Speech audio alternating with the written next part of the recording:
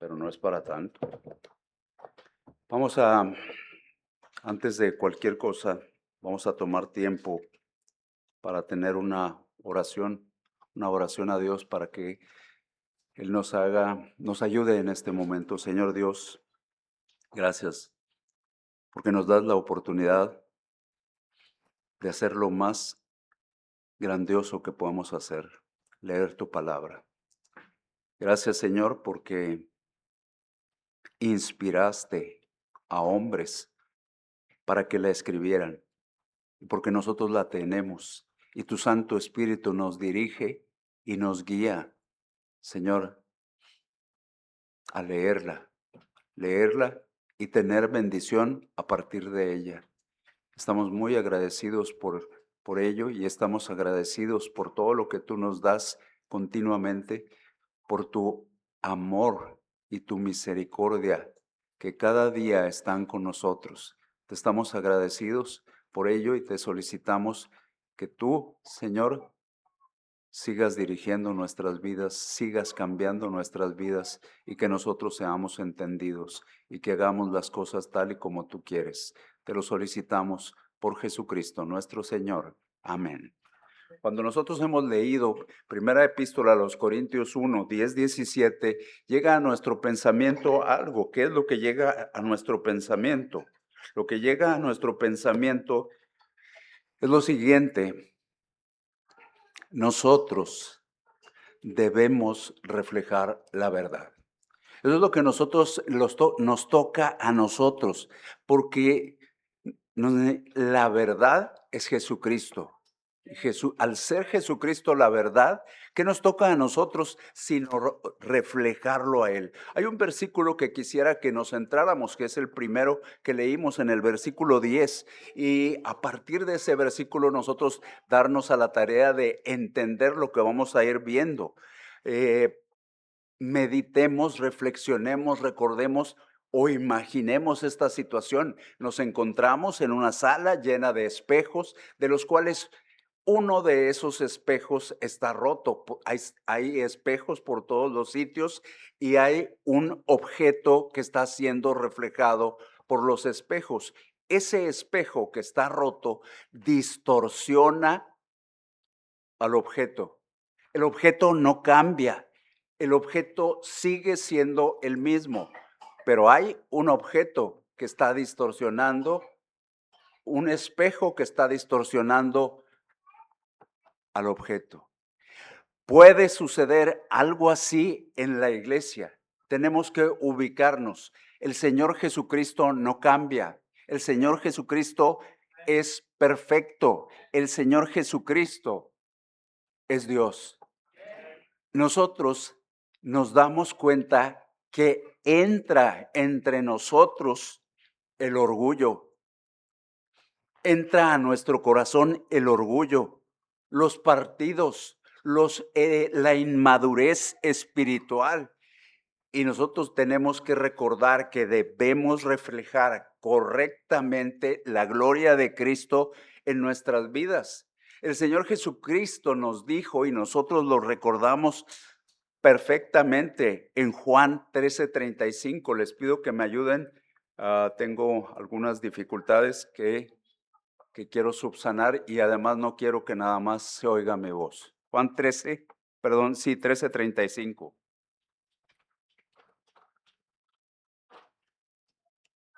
En eso dice, Esto conocerán todos que son mis discípulos, si tuvierais amor los unos a los otros. si tuvierais amor los unos con los otros, en esto será conocido que somos los discípulos del Señor Jesucristo. Entonces nos damos cuenta que la unidad no solamente es una bendición para la iglesia, el que la iglesia se mantenga unida es una bendición, pero también con los de afuera es un testimonio del evangelio. Nos damos cuenta acerca de...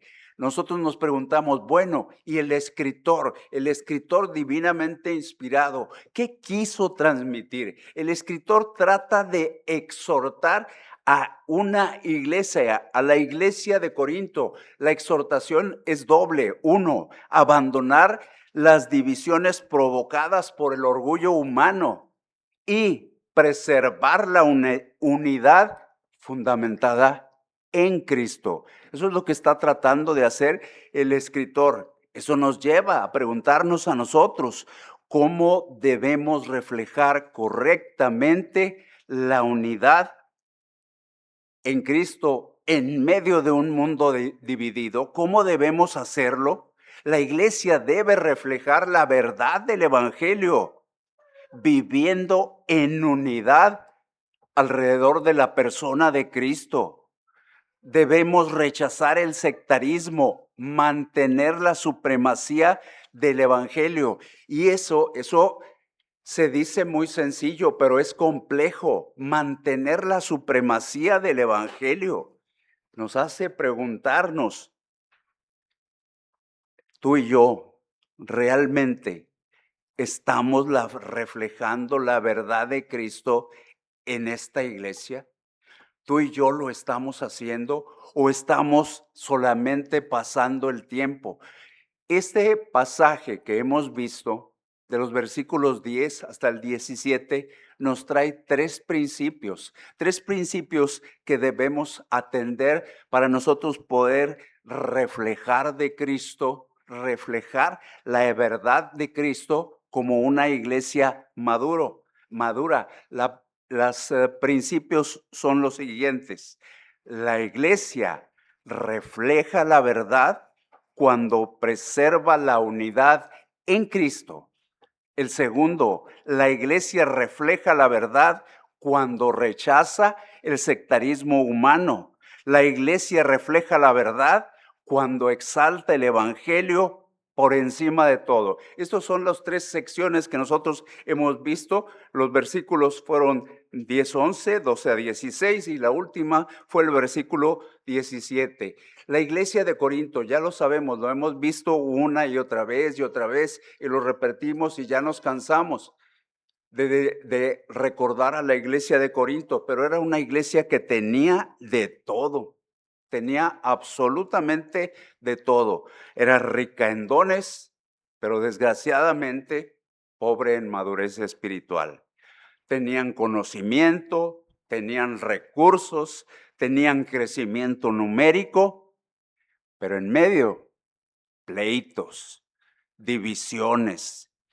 El problema que nosotros nos damos cuenta aquí, en estos versículos, no me estoy yendo a los siguientes versículos, a los siguientes capítulos. Aquí no era un problema doctrinal, era un problema de corazón.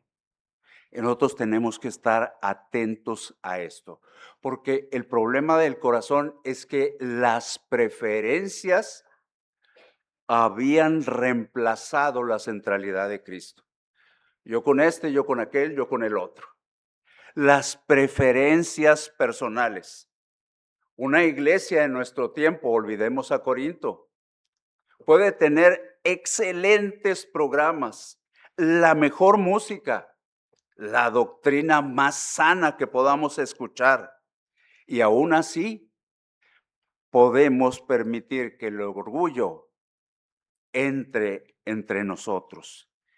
Y lo que se dedica a hacer Dios utilizando al escritor es entrar al problema desde su raíz. Vamos a observar detenidamente el problema, detenidamente en el tiempo que disponemos, porque no tenemos mucho tiempo, pero vamos a tratar de ver lo que tenemos. Lo que la iglesia tiene que hacer es preservar la unidad en Cristo. ¿Podremos preservar la unidad en Cristo? Tenemos que estar atentos para ver si podemos hacer esto. Dice el primer versículo, el que les dije que era tan importante. Vamos a ver el 10 y vamos a ver el 11. Dice, os ruego pues, hermanos, por el nombre de nuestro Señor Jesucristo. Y aquí empieza el ruego. Que habléis todos una misma cosa, que habléis todos una misma cosa. Segundo, que no haya entre vosotros divisiones. Tercero, sino que estéis perfectamente unidos en una misma mente y en un mismo parecer. Y esto es muy difícil. A manera de broma decíamos el miércoles por la noche, donde hay 10 bautistas, hay 11 opiniones. Pero nosotros tenemos, el Señor Jesucristo nos está pidiendo una cosa: estar unidos en una misma mente y un mismo parecer. ¿Por qué diría eso? Porque he sido informado acerca de vosotros míos. Alguien fue y le dijo, por los de Chloe, que hay entre vosotros contiendas. Y nosotros nos damos cuenta y recordamos por qué. Porque gracias a Dios esta es una iglesia que ha sido enseñada a través de los años por muchos hombres. Dios ha utilizado a muchos hombres para que la enseñe a esta iglesia, y nos damos cuenta que la unidad es un mandato que Dios tiene para con la iglesia.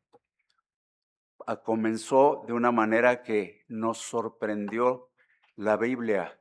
Os ruego, pues, hermanos, por el nombre de nuestro Señor Jesucristo. Este ruego, nosotros en nuestro tiempo, nosotros hemos tomado la decisión de cambiar algunas cosas que la Biblia trae, y lo que eran mandatos los hacemos optativos, los hacemos opciones. Pero esto nos lleva, tenemos que entender todo lo que Dios quiere decirnos a través no solamente de lo que estamos leyendo, sino lo que vemos a través del resto de la Biblia. Aquí os ruego, este ruego del escritor, este ruego de Pablo, descansa en una autoridad, la autoridad de Cristo. No surge de una situación de, porque ustedes me caen bien, porque ustedes me son agradables, les voy a pedir esto. Necesitamos preservar la unidad. Preservar la unidad es un acto de obediencia. ¿Y de dónde surge? El que está hablando, el que está escribiendo es Pablo. Y nosotros tendríamos que ver el resto de sus escritos para darnos cuenta, ¿realmente era importante la unidad de la iglesia? ¿Por qué era tan importante? ¿Qué necesidad había de esto? Vamos a Efesios 4:3.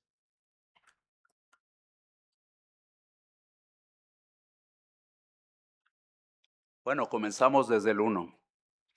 ¿Quién está allá? Misael, Efesios 4:1, 1 al 3.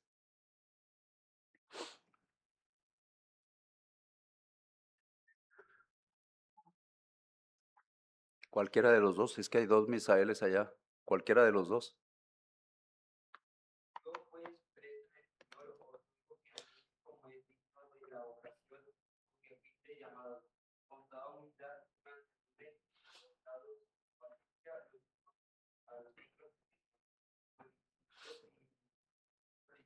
guardar la unidad del espíritu en el vínculo de la paz. Leyó para nosotros Misael hace un instante, que andéis como es digno del Señor Jesucristo, no como es digno de X, Y o Z, sino como es digno del Señor Jesucristo. Solícitos en guardar la unidad del Espíritu en el vínculo de la paz. Y ahí se quedó en una sola cita, se quedó en un solo pensamiento. No, tenemos que ir a Filipenses 2:2. Seguimos explorando el pensamiento de este hombre que se llamaba Pablo y que escribió una parte importante del Nuevo Testamento. Dice Filipenses 2:2, me corrigen, no lo voy a leerlo parcialmente. Completad mi gozo, sintiendo lo mismo, teniendo el mismo amor, unánimes, unánimes. Cuando nosotros vemos y tratamos de entender nuestro español, que no nos es fácil porque conocemos pocos, nos damos cuenta que esto ya pasó de ruego, como el que veíamos en Corintios, a una orden. Completen mi gozo. sean unánimes, sientan una misma cosa todos. Ya van 2 Efesios, ya va también Filipenses, para que nos demos cuenta que este hombre no era de solamente una ocasión. Colosenses 3, 14 y 15. Cuando nosotros leemos Colosenses 3, 14 y 15, alguien que lo tenga, por favor, preguntémonos antes de escucharlo, ¿de qué se trata? ¿Qué es el amor? ¿Por qué tanto menciona el que está hablando en este instante acerca del amor y de la misericordia? Ahora sí vamos a leerlo, Colosenses 3, 14 y 15. Sobre todas estas cosas, vestidos de amor, que es el vínculo perfecto, y la paz de Dios, gobierna en vosotros en vuestros corazones, a la que asimismo fuisteis llamados en un solo cuerpo, sed agradecidos. ¿Cuántos cuerpos? Un solo cuerpo. Nosotros decimos siempre que la iglesia es el cuerpo de Cristo. El cuerpo, el cuerpo, no uno de varios. Este es el cuerpo de Cristo y habla sobre aquello que decía yo hace un instante, el amor. El amor es el vínculo perfecto. Fuimos llamados a preservar ese vínculo perfecto que el Señor Jesucristo nos dejó, porque Él vino trayendo el amor de Dios a nuestras vidas. Siempre lo tenemos que recordar, Juan 3:16, Juan 3:16, Juan 3:16, porque de tal manera amó Dios al mundo, porque de tal manera amó Dios al mundo, porque nosotros no nos alcanzamos a imaginar cómo amó Dios al mundo. Lo memorizamos y lo repetimos y lo compartimos, pero no nos imaginamos. Escuchaba a un pastor que decía, ¿cómo cambia tu pensamiento cuando literal una jovencita se entera de que hay alguien que ha ido a preguntar por ella? Es que me interesa tal jovencita, pastor. Y no, pues la jovencita se le iluminó el rostro. Dice, ¿y nosotros que somos receptores del amor de Dios? ¿No debería iluminarse nuestro rostro? Porque de tal manera amó Dios a René, porque de tal manera amó Dios a Irma, porque de tal manera amó Dios a Juan, porque de tal manera amó Dios a Mari. ¿No se debería iluminar mi rostro? Porque de tal manera somos receptores del amor y nosotros tenemos que darnos cuenta que debemos mantenernos perfectamente unidos en una misma mente y en un mismo parecer. No significa que todos seamos iguales, no significa que todos pensemos lo mismo, pero significa que nuestras prioridades tienen que estar alineadas con el pensamiento de Jesucristo, con su perspectiva espiritual, con la verdad revelada de Dios, no con lo que son mis interpretaciones o tus interpretaciones. La escritura tiene la verdad. No debemos dejarnos dirigir por gustos personales, porque lo dice el mismo autor en otro sitio. Vámonos a ese otro sitio. Romanos 15, 5 y 6. Lanza una exhortación a nuestras vidas. Romanos 15, 5 y 6 nos trae una exhortación importante.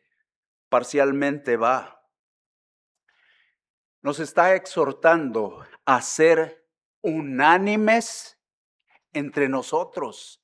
Unánimes, dice, unánimes entre vosotros, para que unánimes a una voz glorifiquéis al Dios y Padre de nuestro Señor Jesucristo. La unidad es un mandato que glorifica a Dios. Filipenses, nuevamente el mismo.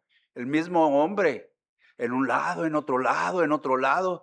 ¿Por qué tanta repetición? ¿Por qué tanto interés en la unidad? Filipenses 1:27.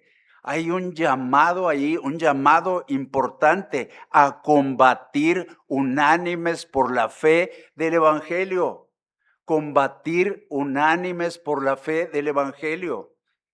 Dices tú, pues como que está demasiado intenso este hombre, insistiendo, insistiendo. Y no es este hombre, es Dios inspirándolo, es Dios diciéndole, lo importante es el amor.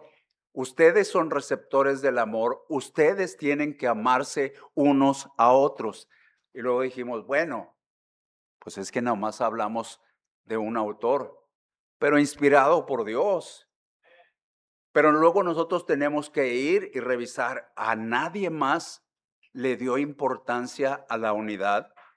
Primera de Pedro 3:8. Yo sé que por lo menos Diego se lo sabe de memoria, pero mejor lo vemos todos juntos. Primera epístola de Pedro 3:8. Carolina, lo lee por favor. Finalmente, sed todos del mismo sentir, compasivos, amándoos fraternalmente, misericordiosos, amigables. Finalmente, sed todos de un mismo sentir.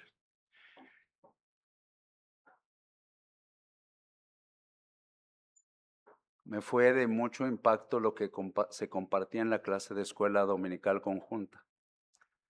¿Por qué salimos a compartir? Porque está naciendo en nosotros la compasión de Cristo.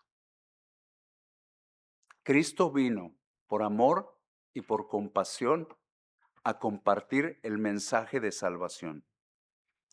Sed todos de un mismo sentir, compasivos, amándoos fraternalmente. No, es que yo no puedo ver al hermano y menciono la palabra. Lo traigo, decían, atravesado, el que quieran menos él. ¿Qué estoy revelando? Lo que estoy revelando que en mi persona existe inmadurez espiritual. El escritor había recibido noticias de una familia. Pues está sucediendo esto entre nosotros. Estos no pueden ver a los otros. El conflicto visible es el síntoma. No voy a hablar de medicina, pero el conflicto visible es el síntoma. ¿Cuál era la verdadera enfermedad? Nosotros tendríamos que ver cuál era la verdadera enfermedad. Santiago 3:16. Santiago 3:16 hace una declaración que para nosotros es importante. ¿Lo tienes, Moisés? Porque donde hay celos, convicción, allí hay perturbación, toda hora perversa. Donde hay celos y contención. El problema entonces nos está llevando a darnos cuenta que el problema estaba en el corazón. El problema está en el corazón más adelante de lo que leíste. Moisés, síguele leyendo. ¿De dónde vienen las guerras? Pero la sabiduría, que es de lo alto, es primeramente pura, después pacífica, amable, benigna, llena de misericordia y de buenos frutos, y de testimumbre y de hipocresía. Y el fruto de justicia es siembra paz para aquellos que hacen la paz. Y luego, si hubiese seguido Moisés más hacia adelante, hasta el capítulo 4, hubiéramos encontrado que las guerras y los pleitos entre tú y yo vienen de un punto, de las pasiones que existen en nuestro interior. Yo quiero demostrar que puedo más que tú. Yo puedo demostrar que tú no estás por encima de mí. Nadie está por encima de nosotros, solo Cristo. Nosotros tenemos que ubicarnos y tenemos que recordar, porque estamos en esto, ¿realmente soy tan inmaduro? ¿Realmente la inmadurez me está gobernando? Proverbios 13:10, la soberbia da a luz a algo. Proverbios 13:10, la soberbia da a luz a algo más. ¿Qué dice Proverbio 10?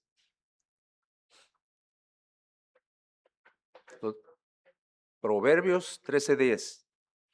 Ciertamente la soberbia conducirá a contienda, al confiado da la sabiduría. La soberbia concebirá contienda. Cuando existe soberbia, hay contienda.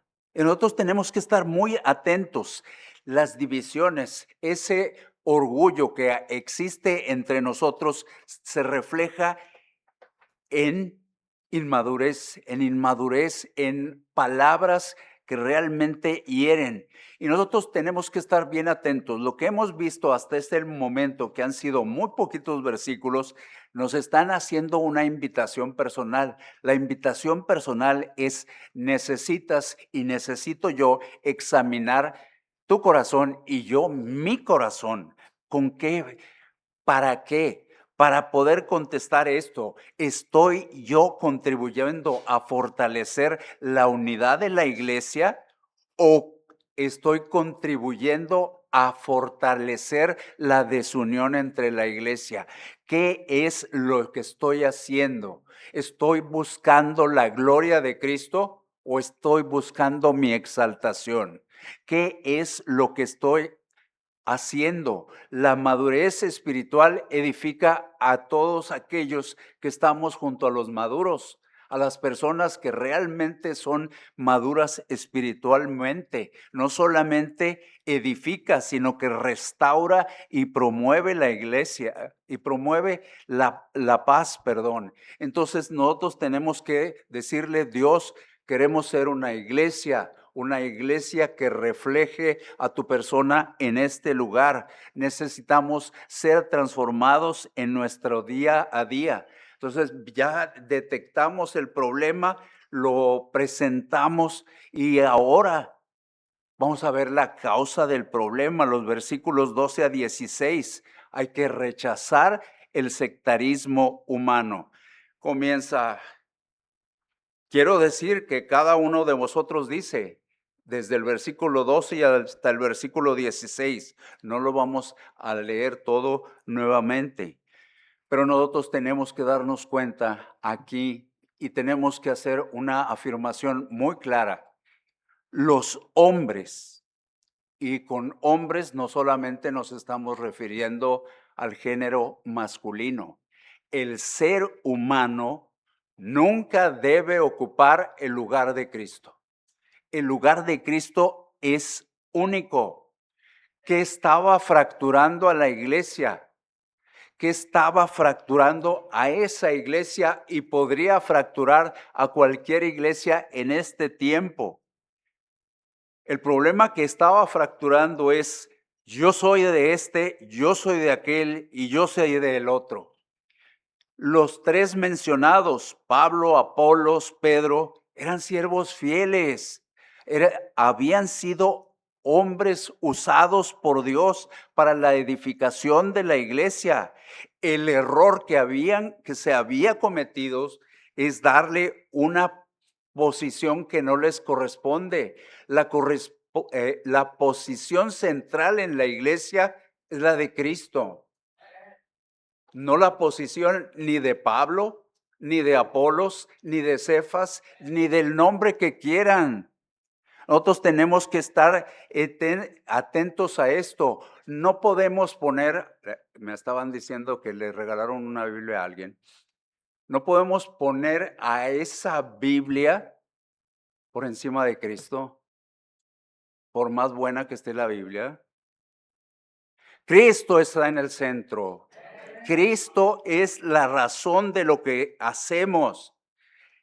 el propósito de lo que estamos haciendo es mantener la unidad que Cristo dejó. Eso es lo que dice Efesios 4. Efesios 4, que por eso pedí que lo leyera otro, porque a mí me es muy difícil leer Efesios 4, 1, 2 y 3.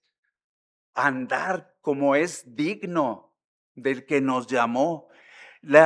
Nosotros tenemos que estar muy atentos. Apreciamos mucho a hombres. Ustedes saben, por ejemplo, yo por las mañanas trato de decir que el pastor y el pastor aquel, porque lo acabo de escuchar, su primera transmisión es muy temprano. Pero la palabra de Dios dice esto en Jeremías 17:5. Arturo, ¿tú qué andas ahí? Jeremías 17:5.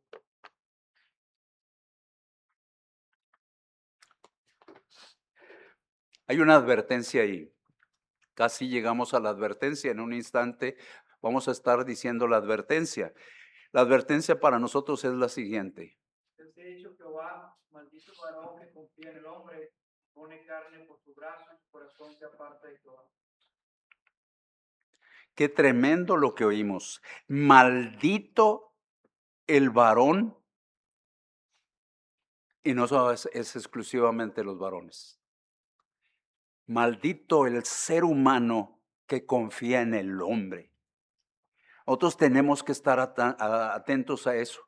Nos lo dice Jeremías, el profeta. Pero más adelante, Pablo, 1 Corintios 3, estamos a un lado de donde hemos leído al principio, los versículos 5 al 7. 5 a 7, ¿qué pues es Pablo y qué es Apolos? Servidores por medio de los cuales habéis creído, y eso según lo que a cada uno concedió el Señor.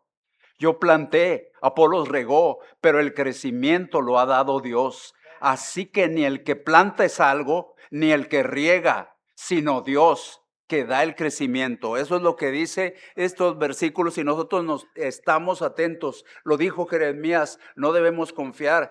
Lo dice ahora Pablo, nos dice el centro de todo lo en la iglesia es Dios. Hebreos 12:2, el de Diego. No es de Diego, pero de Diego se lo sabe. Puestos los ojos en Jesús, el autor y consumador de la fe. Puestos los ojos en Jesús. Debemos mantener nuestros ojos puestos en Cristo Jesús. Solamente Él se merece la supremacía. Y nosotros de ahí continuamos diciendo, Cristo no está dividido, Cristo es uno solo, en Cristo hay unidad y nosotros tenemos que ser como Cristo. Por si acaso teníamos dudas, dice el 13, ¿acaso está dividido Cristo? ¿Acaso está dividido? La respuesta pues es evidente. Nosotros encontramos absolutamente no, definitivamente no, terminantemente. Cristo no está dividido. La iglesia le pertenece a Cristo. Y si Cristo no está dividido, nosotros no podemos estar divididos. La división contradice lo que es Cristo. No podemos estar aquel grupo y aquel grupo y aquel grupo, y aquel apellido y aquel apellido y aquel apellido. Es uno solo. Cristo no puede ser fragmentado. El cuerpo de Cristo es uno. Continuamos viendo al mismo hombre inspirado escribiendo. Efesios 4:4-6. No todo por tiempo. Hay una declaración ahí muy importante. Un cuerpo, un espíritu, un Señor, una fe, un bautismo, un Dios y Padre. Y se acabó. No 2, 3, 4 ni 5. El Señor Jesucristo oró por ti y por mí. Oró por los que estaban ahí con Él en ese momento, pero también oró por ti y por mí. Necesitaríamos leer todo el capítulo, pero no tenemos oportunidad para leerlo en este instante. Dice por ahí del versículo 20, Juan 17:20, más o menos dice esto, que todos sean uno. Que todos sean uno. Para que el mundo crea que tú me enviaste. La unidad de la iglesia es testimonio para los de afuera. Es testimonio del evangelio. La unidad habla con los no creyentes. No hay razón para separarme con mis amigos. No hay razón para separarme con los que me caen bien. Somos un solo cuerpo. Ninguno de nosotros debería gloriarse en yo soy amigo de, y ponen un nombre. Y yo soy amigo de, amiga, perdón, porque ya dije amigo. Y yo soy amiga de, y ponen otro nombre. Aquí tenemos que estar atentos. Son los versículos que encontramos aquí adelante. Dice, miren, ¿saben qué? Yo estuve con ustedes en la iglesia, dice el escritor, y habla de cosas importantes. Habla del bautismo, pero dice, ¿a quién bauticé yo? Aquel, y creo que aquellos. No está diciendo que el bautismo no es importante, porque es una ordenanza que el Señor Jesucristo dio. Pero está estableciendo las prioridades, está estableciendo las prioridades que debe seguir la iglesia. Y la prioridad que debe seguir la iglesia es, 1, predicar el evangelio. 2, bautizar. Si es eso lo que está atento. ¿Por qué no se exalta él en relación con el bautismo? Porque lo importante es la salvación, no el bautismo. Primero la salvación. Entonces, por eso nosotros tenemos que compartir lo que Dios nos ha dado. Jeremías declara, ¿tú tienes Jeremías todavía o ya te fuiste para otro lado? Bueno, lo digo yo. En el capítulo 9, por cuestiones de los tiempos, no se alabe el sabio en su sabiduría, mas alábese en esto el que se hubiere de alabar, en entenderme y conocerme. Es lo único en lo que podremos alabarnos. Estoy conociendo, estoy empezando a conocer a Dios. Estoy empezando a conocer a Dios. Vámonos con los Gálatas 6:14. Lejos esté de mí.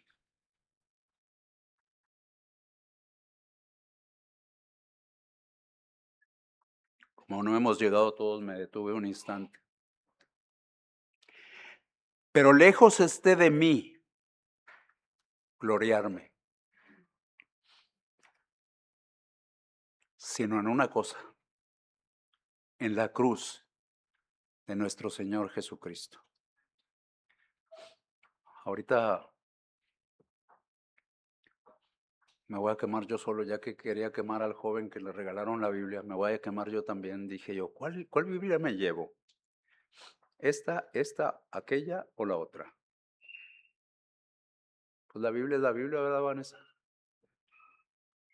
Las otras cosas que vienen ahí no son importantes. Entonces traje la que tiene menos comentarios. Lejos esté gloriarme solamente en una cosa, en la cruz de Jesucristo. Y le seguimos. ¿Cómo actúa Dios? Primera epístola a los Corintios 1.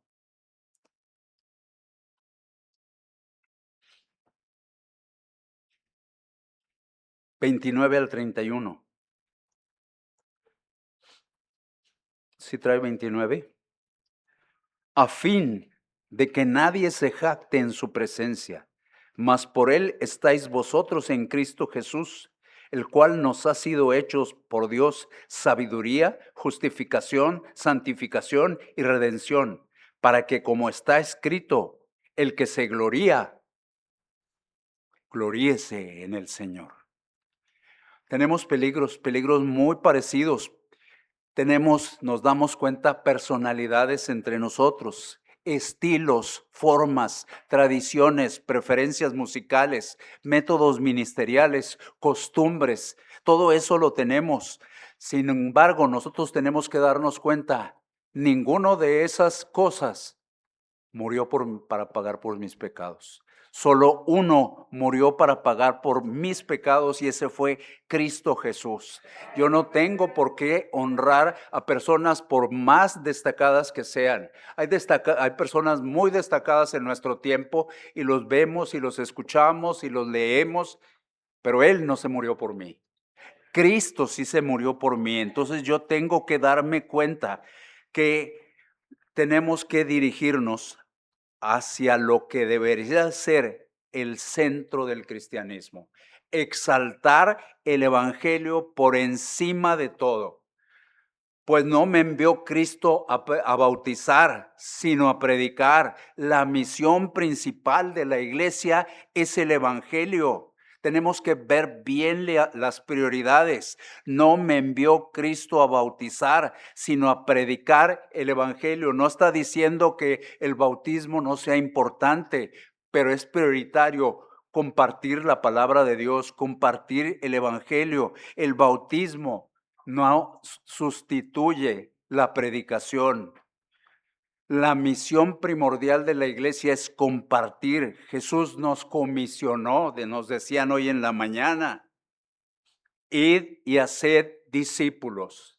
Toda potestad me es dada, por tanto, ese por tanto es impresionante, por tanto, ¿por qué yo voy a salir a las calles? ¿Por qué? Porque a Dios se le dio toda la potestad, por eso yo salgo con confianza. Tengo miedo, sí tengo miedo. Claro que sí, ¿qué me irán a decir? ¿De qué manera me irán a tratar? Pero si llevo la potestad de Cristo conmigo, ¿por qué voy a tener? Y de hacer discípulos a todas las naciones. ¿A dónde? Sí, a las Xochimilco, claro que sí. Sí, a la Reforma. Sí, a la CROC, definitivamente. Por todo el mundo. Y predicad el evangelio a toda criatura. Romanos 10, 14 y 15. ¿Por qué le digo a Arturo? Porque es el que está cerca, pero ahora le voy a decir a René. Y quiero estar atento a lo que dicen. ¿Cómo pues invocarán a aquel en el cual no han creído? ¿Y cómo creerán en aquel de quien no han oído? ¿Y cómo irán sin haber quien les predique? ¿Y cómo predicarán si no fueren enviados? Como está escrito, cuán hermosos son los pies de los que anuncian la paz, de los que anuncian buenas nuevas. Nosotros queremos que aquí suceda algo impresionante, que aquí el Señor Jesucristo sea exaltado, sea adorado, sea glorificado. Eso es lo que nos gustaría, que esto estuviera lleno y sucediera esto. Pero ¿cómo? ¿Cómo si nosotros no vamos y hablamos? ¿Cómo si nosotros no vamos y traemos? Ahí hay una lista muy grande, no tiene forma de lista, pero ¿cómo se le llama a esos? ¿Eh? Bueno, como se le llame a esa cosa que está ahí, café, abajo del... ¿Alguien se ha acercado a verlo? Una persona que se haya acercado a verlo. No, usted lo hizo. Una persona que se haya acercado a verlo, ya, eso es ventaja. Les pido, acérquense a verlo. Es muy importante lo que está ahí.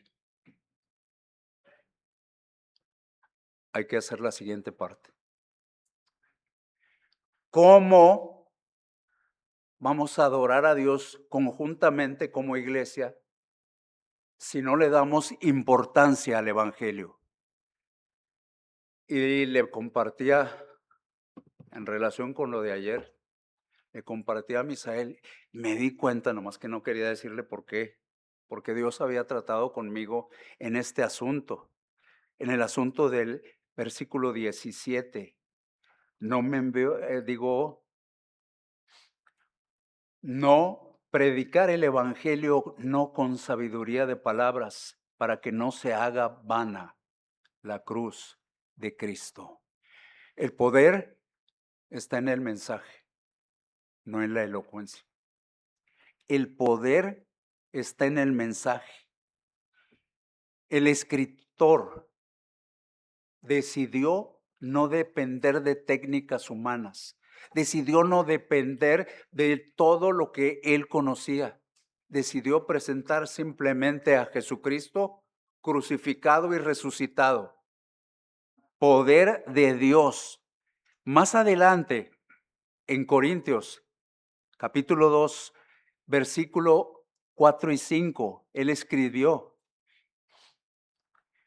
y ni mi palabra ni mi predicación fue con palabras persuasivas de humana sabiduría, sino con demostración del Espíritu y de poder, para que vuestra fe no esté fundada en la sabiduría de los hombres, sino en el poder de Dios. En Corinto,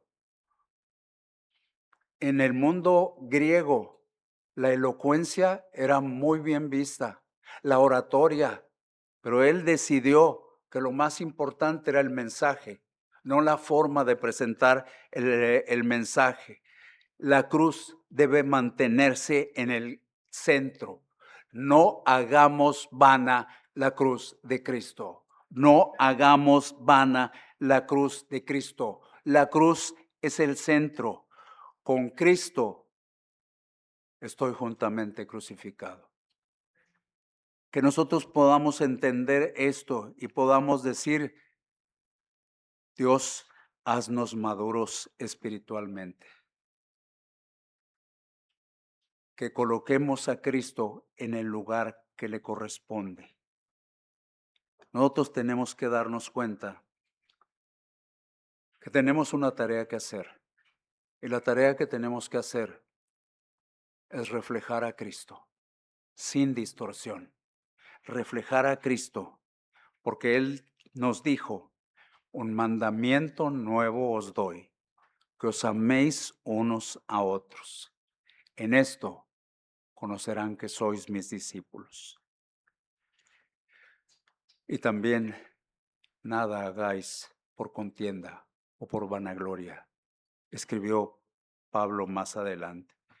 Seamos buenos seguidores de Cristo. Busquemos la unidad, dejemos el sectarismo, exaltemos el evangelio y vamos a pedirle a Dios que nos haga entendidos de todas estas cosas. Señor Dios, Padre Celestial, gracias por tu santa palabra. Gracias porque es rica para con nosotros, es abundante, sobrepasa nuestra capacidad. Gracias porque el día de hoy tú has hecho que nuestros corazones sean examinados por tu palabra. Tenemos que estar entendidos de que en mi corazón puede haber muchas cosas, pero tú quieres que en mi corazón refleje la mente de Cristo, que mi corazón sea tal y como es Jesucristo. Señor, posiblemente hemos dado importancia a personas, a preferencias, a grupos, a tradiciones, mucho más que a Cristo. Pero tenemos que poner a Cristo en el centro, el Evangelio y la cruz en el centro. Ninguno de nosotros puede ocupar el lugar que le corresponde a Cristo. Hoy Hoy podemos comprometernos delante de Dios a poner nuevamente a Cristo en el centro, a buscar la unidad que Cristo dejó para esta iglesia, entender que tenemos solamente una fe, solamente un Dios, solo un Salvador. Nosotros tenemos que estar atentos. Ha habido en mi corazón orgullo y en este momento yo quiero pedirte humildad. Sé que me va a costar trabajo, sé que va a ser difícil. También que podamos reflejar la mente de Cristo en nuestro día a día, que no solamente sea un estudio, que no solamente sea palabra tras palabra, sino que sea el deseo de cambiar continuamente y que nosotros podamos estar entendidos. Fue crucificado Pablo por nosotros, de ninguna manera. El único que pagó por mis pecados fue Jesucristo. Ningún hombre murió por tus pecados, ningún hombre murió por mis pecados.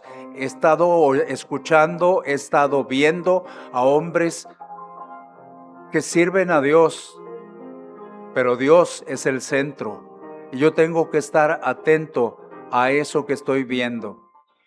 Y yo también tengo que entender una cosa. Debo andar como es digno del llamado que Dios me hizo. Yo no sé si todos los que estamos aquí somos creyentes, pero es tiempo de meditar, es tiempo de reflexionar. ¿Eres tú creyente? Posiblemente tienes muchos años viniendo a la iglesia, pero ¿estás seguro de que si el día de hoy mueres, irás a la presencia del Señor? Si no estás seguro, arregla cuentas con Dios. Reconoce que eres pecador. Arrepiéntete de tu pecado y pon tu fe en Jesucristo. Es una decisión que tienes que tomar, que tienes que hacer. Y el resto, también tenemos decisiones que tomar. Decisiones que han de hacer evidente lo que está sucediendo entre nosotros.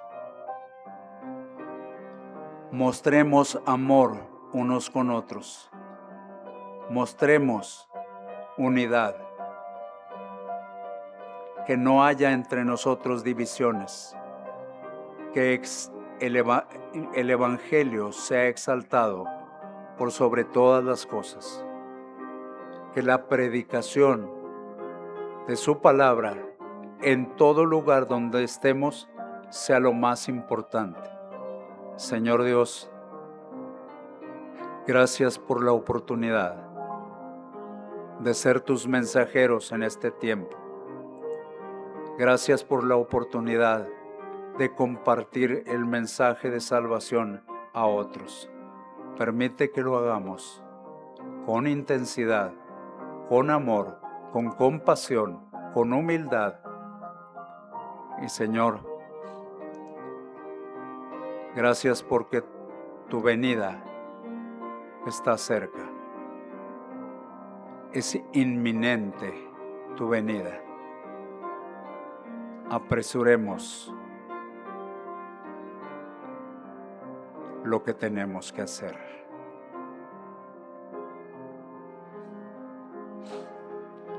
Señor Dios, gracias por ser tan bueno con nosotros.